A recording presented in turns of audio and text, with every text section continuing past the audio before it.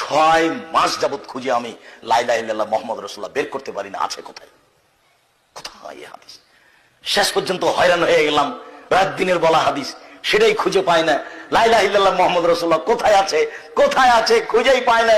লা ইলাহা ইল্লাল্লাহ পাওয়া যায়, লা ইলাহা ইল্লাল্লাহ ওয়া আন্না মুহাম্মদ রাসূলুল্লাহ পাওয়া যায়, লা ইলাহা ইল্লাল্লাহ আশহাদু আল্লা ইলাহা ইল্লাল্লাহ ওয়া আশহাদু আন্না মুহাম্মদ রাসূলুল্লাহ পাওয়া যায়, কিন্তু লা ইলাহা ইল্লাল্লাহ মুহাম্মদ রাসূলুল্লাহ এটা পাওয়া যায় না, পাওয়াই যায় না। লা ইলাহা ইল্লাল্লাহ মুহাম্মদ রাসূলুল্লাহ কোন সহিহ হাদিসে নেই।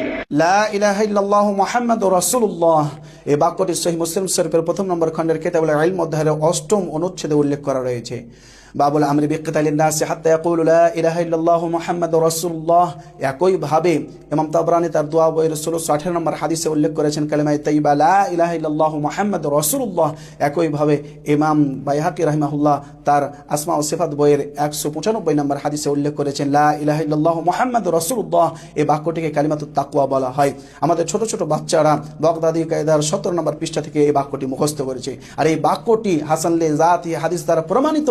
আর এই বাক্যটির বিশুদ্ধতার ব্যাপারে ওলামাগণের ইজমা রয়েছে। আল মুহাল্লা ১০ নম্বর খণ্ডের ৪২৩ নম্বর পৃষ্ঠায় ইজমাটি উল্লেখ করা রয়েছে। প্রিয় শ্রোতা মণ্ডলী, মুজাফফর বিন মুহসিন এবং আব্দুর রাজ্জাক বিন ইউসুফ সাহেবের আমার ভুল ধরা উদ্দেশ্য নয়। আমার উদ্দেশ্য হলো অন্ধ অনুকরণ করি না। যেটা ভুল আমরা ভুল বলি, আর যেটা সঠিক সেটা আমরা গ্রহণ করি। এসব হাদিসের রেফারেন্স দিয়েই আনাস সুন্নি টিভিতে ভিডিও পোস্ট করেছিলাম। অনেক অন্ধ ভক্ত মুনকারুল হাদিস নেগেটিভ কমেন্ট করেছিলেন। এইবারে কেমন কমেন্ট করে দেখার বিষয়।